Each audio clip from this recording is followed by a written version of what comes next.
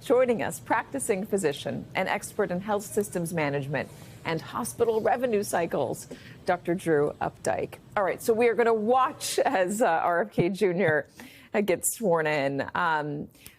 Remit and Purview. What is he going to be in charge of at HHS, and what is he going to be? What does Donald Trump want him to do? Great question, Katie. And before we begin, I just need to let the viewers know that these views are expressly my own and not those of my employer or affiliates. And as you had mentioned, I am a practicing physician, so I can't promise that these aren't the views of patients that I have. So the nominee and now the person that is being tapped for the biggest job at HHS is responsible for all of the different government agencies which end up doling out delivery of healthcare services across this country, and also, very importantly, payment for medical services across this country. And so the secretary is going to be tapped to execute the orders from the Oval Office, but also, more importantly, they're supposed to be executing the mission, vision, and values of the Department of Health and Human Services, as well as all of the sub-agencies, which include Centers for Medicare and Medicaid Services, the CDC, the NIH, et cetera. When you're talking about being in charge of Medicare and Medicaid, that funding is a big part of the funding for pretty much every hospital in this country. What sort of authority do you have when you are in charge of that federal money? Great question, Katie. So the person who's in charge of HHS, or the person who's in charge of Centers for Medicare and Medicaid Services, they themselves are not supposed to be the person who is in charge of that money.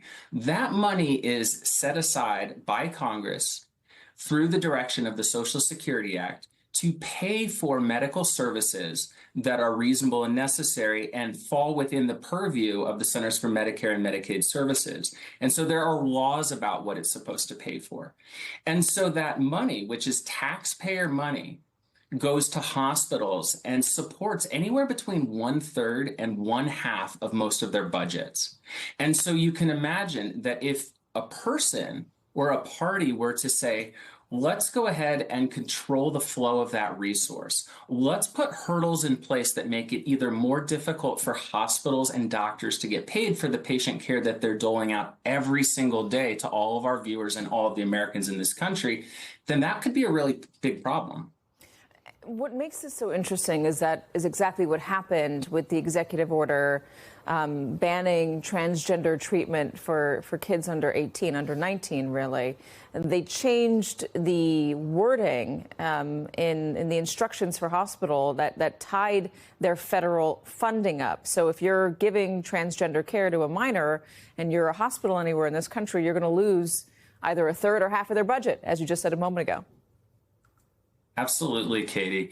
And so that is kind of the sick brilliance of how that executive order was written on January 28th. I feel for all the patients and their families that had their care canceled literally overnight by the direction of the president. And now he's tapping RFK, the nominee, and now the secretary, to execute and implement.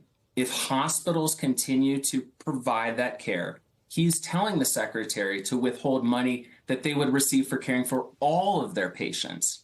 So it's not just the patients that are receiving those services who the administration's trying to marginalize, dehumanize, and degrade. It's really putting at risk all of the resources that take care of every American when they go to the hospital.